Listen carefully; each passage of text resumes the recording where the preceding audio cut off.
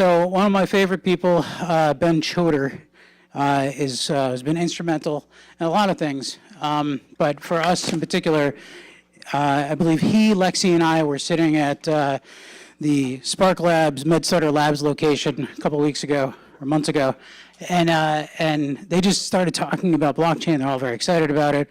And, obviously it's been in healthcare a lot lately. And so I said, let's dig deep on this. And so he put together this amazing group of people who we're going to have for the next, 75 minutes or so, talking about blockchain.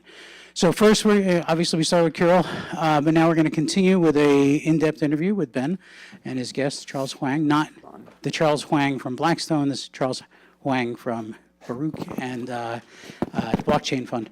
So it should be a really interesting conversation. So whenever you're ready, Ben, I'm ready. Take it away. And you guys hear me, right? Through the microphone, right? Because we want to make sure it's getting on the web, too. And before we start, Charles, will you just say hi? Hello. Okay, Can you hear me? All right. So that was a really good presentation, but it was like way over my head even. So to me, blockchain is really just a ledger in the sky, right? So we're going to go a lot deeper and take a lot of questions from now until the panel. But I got a couple questions. How many people in this room own some sort of coin? Okay. How many people who own coin bought it more than 6 months ago? All right, I love you guys. Congratulations. You guys are buying drinks later. As you know, Bitcoin broke 10,000 just the other day, which is amazing. And I'm not sure, Charles, a year ago, was it 1,000? What was it about? Yeah, January 1st, it was at 1,000. 1,000. So think about that. In 10 months, 11 months, it's over 10,000. And I don't know if the sky, if it's even there yet. All right, here's another cool fact, and I'm sure the numbers changed a little bit over the last couple of months. Less than 2.5 million people, I think, own anything, any coin, something like that. Pretty close? Yeah, that's pretty accurate. All right, good. He's going to keep me totally honest, right? The other thing is kind of an interesting fact, which you can probably guess.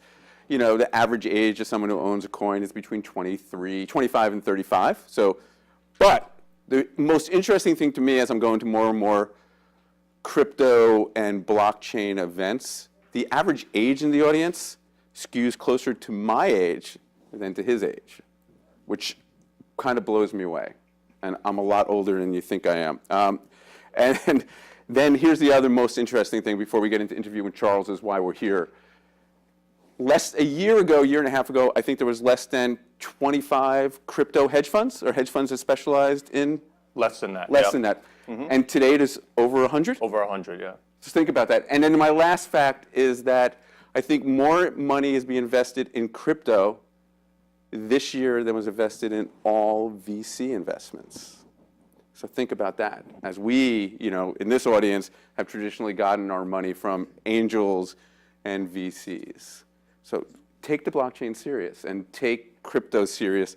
Doesn't mean you have to change everything you're doing. And then the last thing I want to say about it before we interview Charles is don't just go on the blockchain because you think it's a way to get rich. If you're creating a company, so if you want to buy and you want to get rich, that's another thing. But you still got to build a business, and you still have to have a company, and you still have to know, build something that's worth something, not just go for the hype. All right. End with the first question. Okay. Charles, you're starting a crypto hedge fund. Why? Yeah, so I guess I decided to jump with the bandwagon, right? And I've been in this space for about the past 3 years for fun, learning about blockchain, how it works. And I remember studying Bitcoin for a couple hundred hours and realized after that this is the next big thing. And so I did this for fun. I had a real job. I was working at Ernst & Young. And about 3 months ago, I decided to resign from the firm and start my own crypto hedge fund. And the reason why I decided to do this is I realized I have an edge in this space.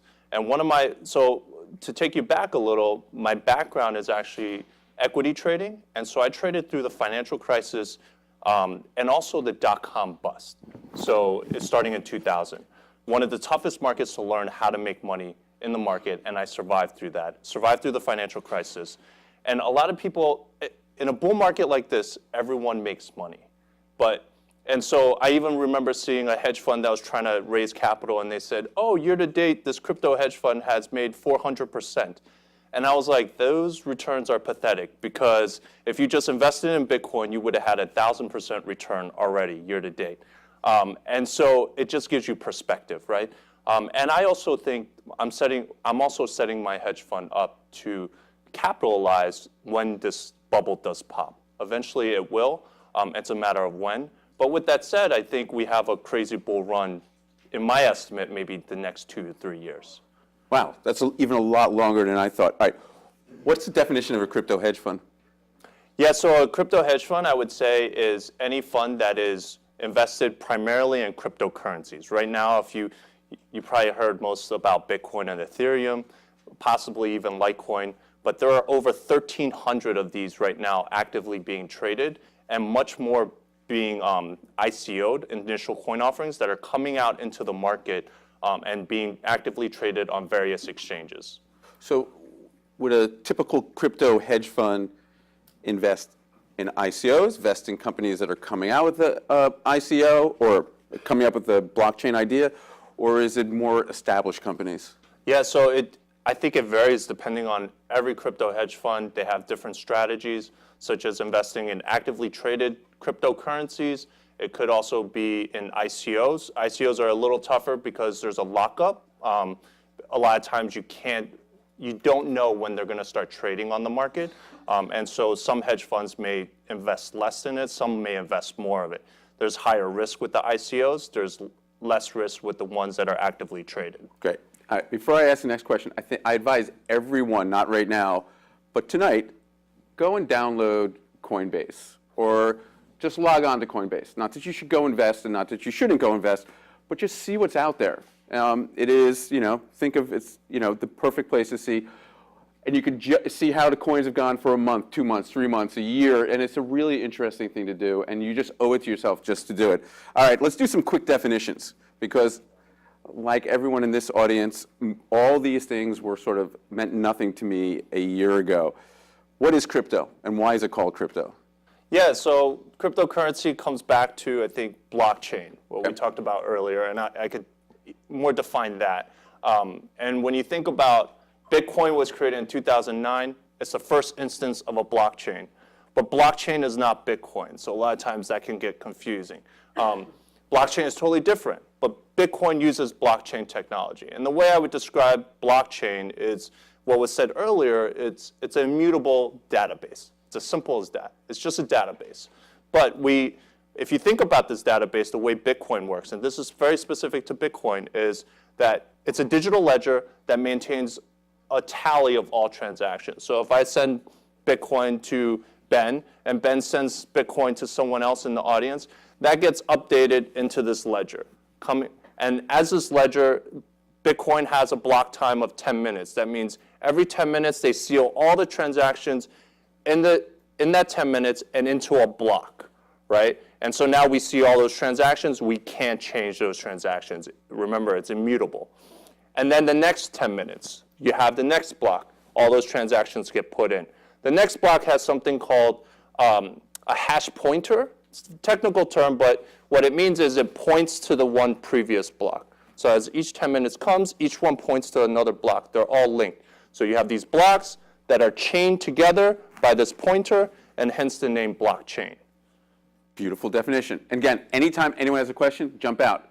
We got this amazing guy that I'm getting to interview who knows as much about this space as anybody. So what's your question real quick? My question is, how scalable is this technology?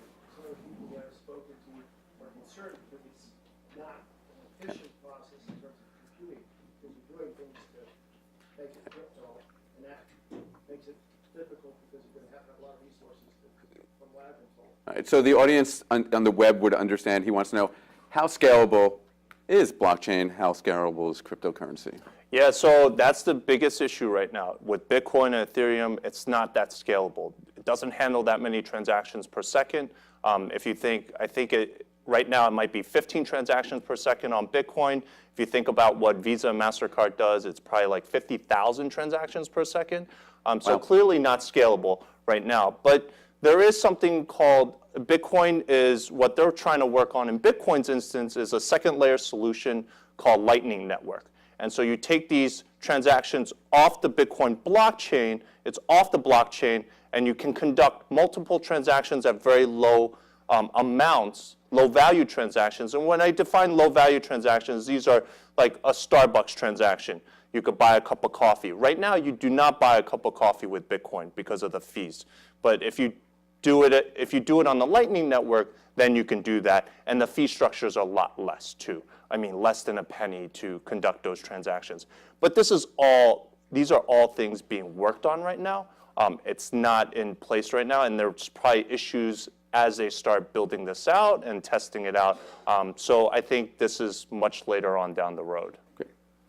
Let me just ask one other question before we go to the audience for another one. Quickly, what is an ICO, just so people know what an ICO is? Yeah, so, I mean, very much it sounds like an IPO, which is very dangerous when it comes to, if you talk to any law firm that talks about this. ICO just stands for initial coin offerings. These are people raising capital to start an idea to create a new kind of cryptocurrency for some business idea they have. And so this is, right now it's a very unregulated market. And so you'll get a lot of, I will say the one warning I give with ICOs is that there's a lot of fraudsters out there and scammers, and there are people that I met who I remember not meeting, I didn't know these guys, but I had met guys who are like the Wolf of Wall Street characters who are now doing this because they don't need to be licensed brokers to sell these ICOs. So buyer beware. All right, let's take a quick question from the audience. Sir. Yeah, I'm kind of confused. How do you establish the value of a Bitcoin if I started a Bitcoin company? I mean, how do I know that? Okay, I'm going to interrupt you. Here at Health 2.0 New York Mad Starter, we always like people to introduce themselves and say where you're from. So really quickly, and also just raise your hand if you have a question, and we'll bring you the mic. Thank you. Yeah, Dennis Lutero. I'm with Metamorphic Global Solutions. So my question is, how do you establish and maintain the value of a Bitcoin? I mean, the central bank of most countries establish the value of their currencies. So how does that work? You know, I could start one maybe tomorrow and say it's worth $1,000 a coin, but how does that maintain? Right. So I'll use Bitcoin's instance, and everything else has a different valuation. At least how I approach the valuation stems from the fact of different use cases that Bitcoin can command. On a high-level view of this, I would look at Bitcoin almost as a digital gold. It's a digital gold that has more advantages than, let's say, gold itself, because I could easily send you Bitcoin much faster than I can if you're on the other side of the world where I had to send you gold. Or even another instance is sending you cash. If you were in Argentina today, it would be very difficult for me to send you money by US dollars than it is if I were to send you Bitcoin.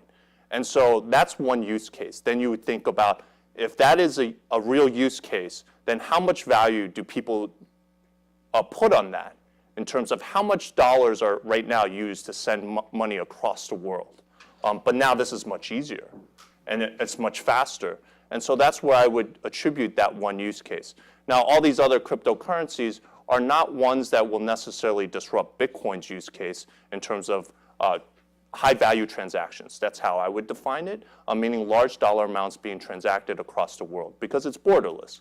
Now, what I would say is other cryptocurrencies are almost similar to, let's say, your airline miles or credit card points, but now they're liquid, and you can sell it on an exchange, and you can transact in it, and it has a dollar value, whereas your airline points are controlled by the airlines, and you can't get that out. You can only use it on their closed system. This is now an open system.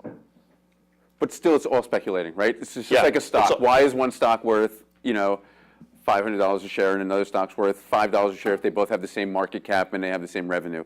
It is still, you're betting on a horse in a way right now, right? But the neat part is, it is global.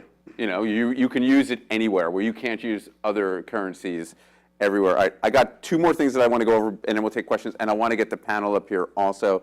All right. So, difference between a token and a coin. Token. So I would actually say the token and the coin are almost synonymous at this point, but this could change over time. This is such a dynamic industry that I may change that maybe next week, right? Okay. All right.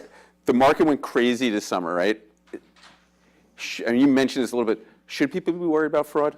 I mean, and we mentioned if they're going to invest in an ICO, or not even an ICO, if they're going to buy Litecoin or Ethereum or any of the coins, should they be worried about fraud?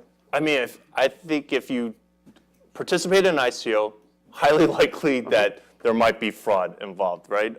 I would use the example of Floyd Mayweather was touting this token called Centra, and when New York Times did this expose on the characters who are involved in Centra, there were 3 26-year-old people who had no experience with cryptocurrency, and they had very checkered past. And suddenly, no one really knows where they are because they all took their names off the website now. And who knows if you'll get a token that actually has any value. So I would say Bitcoin is probably the safest, but I say that cautiously because it's still high risk, right? There's still a lot of risk associated with Bitcoin. It's a lot riskier than it was last year, but that doesn't mean it's still not risky. Ethereum being the same thing. You could lose all your money, right? That's what I'll say. Can someone buy a fractional coin? Yes, so that's actually a common misconception is that people think you need to buy a whole coin, but you could buy even a penny's worth of Bitcoin or a dollar's worth of Bitcoin. So you don't have to spend $10,000 or $9,000, whatever it is That's today right. to buy it. You could spend $500 and have a piece of a coin and still have the same growth if it goes to $20,000. That's right. All right. And again, I'm rushing through this because I want to get the panel up. And again, all the questions that you might have for Charles, you can ask them in the panels up here too. And then when you meet some of the panelists, it's really going to gel together. All right. If anyone out here is going to start a ICO or they're going to want to come up with a blockchain company, how important is a white paper? And how is it different if I came up with a white paper a year ago or today? So I think white paper is just the one step, right? I see so many white papers that have typos and grammatical errors that it makes me wonder how good is this team? Because if they can't even write a paper, that's a big problem. And so I definitely read through that. And then I definitely read through it to see if there's a BS factor being, are they using all the buzzwords to make you interested in it? And then I'm looking at the team. Can they really execute? Do they have the experience for this? Or is this team just set up where and then following up to see, is this team, do these people actually exist, right? Like, it's kind of funny I say that, right? But there are times where people don't exist. And then also, are they putting on advisors that didn't agree to this token? I think it's the craziest thing I've ever seen in my life, and from the VC world to the private equity deal, I've never seen any organizations that have 85, 95, 100 advisors. And again, you don't know if some of them are real or some of them aren't real. I mean, one thing I do know, if anyone's looking at ICOs to invest in, if they're coming up with something that's blockchain and you could substitute the word blockchain with the word database, not a really good idea, right? Because everyone thinks that blockchain is just the ledger in the sky. It's a lot more than that. So make sure it's a real business and think about, would you believe in that business otherwise if they were coming out with just to raise money or if you were just an angel? And Alex said there's a couple more questions before we bring the panel up because he's the keeper of the time. I'm Name? Matthias Kochmann, and I'm from Regan Street Institute. And my question is, so what is the number 2 cryptocurrency at the moment? Like, it sounds like Bitcoin is the number 1, but which one would you recommend as the next one? I wouldn't say I would recommend it, but Ethereum is the second largest cryptocurrency right now. Ethereum, yes. But I was actually just talking to a colleague outside and I own Ethereum and I own Bitcoin, but I do not own Litecoin. But isn't that the best return? Well, in the past couple days, yes. So I would say the ROI on Litecoin was the best in the past few days. So if you bought both Bitcoin and Litecoin would have done a lot better for you. But that doesn't mean it's necessarily the best investment. Yeah. All right, 2 more questions and bring the panel up. Hi, my name is Dr. Talal Shoai. I'm the founder of Aspecific Solutions. I invested a little bit in Ethereum and a little bit in Ripple, and my question was in terms of thoughts about the cryptocurrencies that are going against the financial institutions versus the cryptos like Ripple that is going alongside the financial institutions. What are your thoughts about that? So I have mixed thoughts about this, right? I love this because I think Ripple was created by the guy, like ex-Mozilla guys, right, or something like that, right? Well, they're definitely partnered with the financial institutions. They're helping settle financial transactions. Bitcoin, if you go to the cyberpunk days, their all belief is, well, let's decentralize everything and not have a central bank control our money.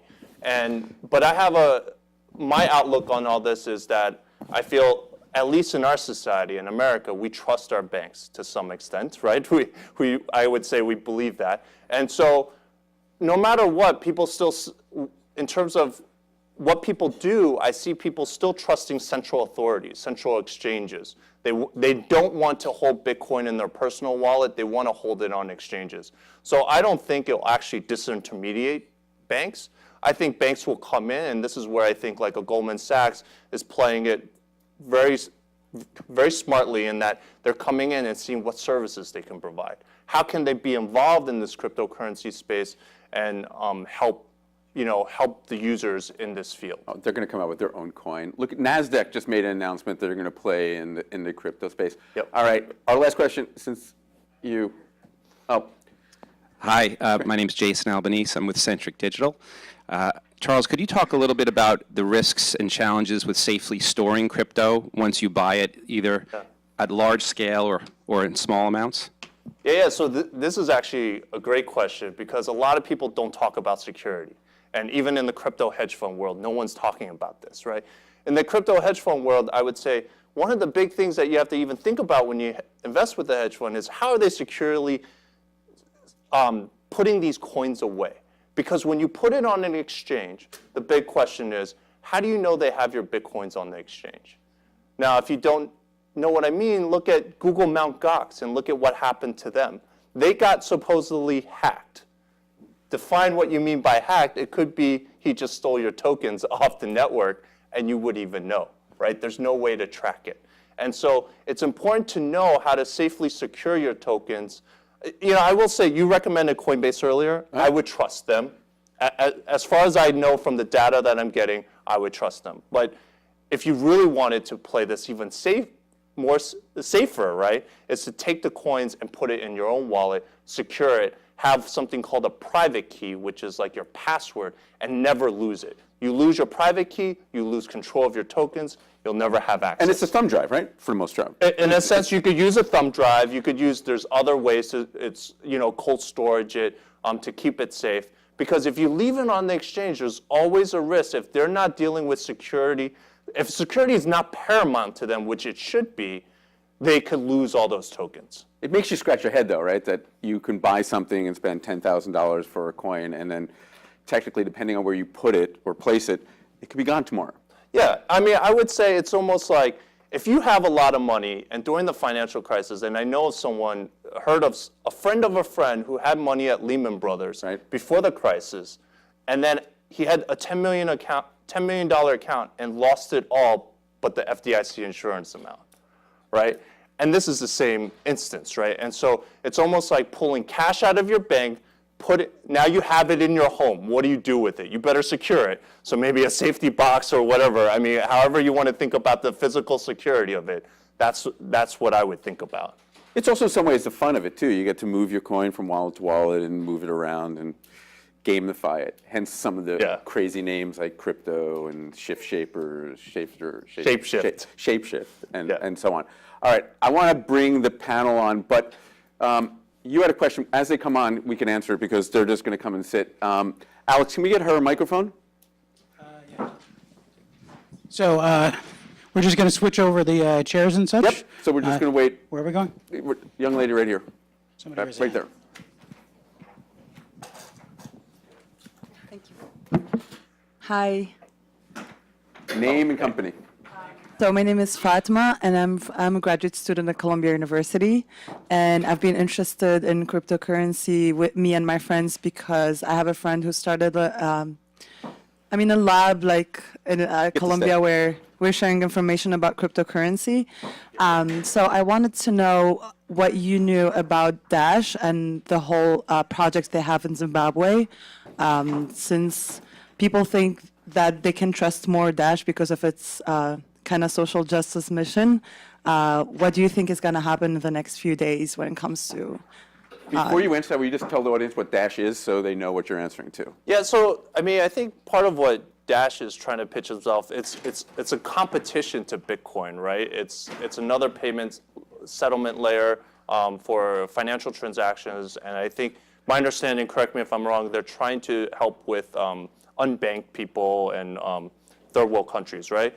And so a lot of it is implementation and trying to get user network effects on a lot of these payment channels. So even in a Bitcoin instance, I would say I don't always believe first mover advantage is the best, but Bitcoin does have that first mover advantage and has the most number of people on that network. And it's a matter of getting people to adopt Dash, right? How many people can they get to adopt Dash so they feel more comfortable with it? And I will say with a lot of these cryptocurrencies, the key is creating a good user experience. If you go and buy Bitcoin today and try to move it from one wallet address to another, it's a nightmare. Like you're going to look at this and like, how am I going to do this going forward? And I don't think most people want to, right now, the way it's currently used, I don't think people want to use it that way. And so I think it's going to take time. Like if Dash can create a better user experience, then it could overtake Bitcoin, right? And that's what I'm constantly looking for, is that if you think about technology, it's constantly evolving and it evolves very quickly. So I'm a big Bitcoin bull right now, but I'm always looking at what's the next technology that can disrupt Bitcoin. Because if you look back, Facebook was not the first social media site, right? Like if you think about MySpace, Friendster, they were like earlier, but yet Facebook did a much better job with getting user adoption, and people liked the experience a lot better, and they dominated. So that's what I would say. I was like, that Dash could come in and disrupt Bitcoin. That's possible. The key is like, how much better is it than Bitcoin? If it's just 5% better, then it may not do it. But if it's significantly better, I could see it disrupting it. Awesome. Let's bring the panel up.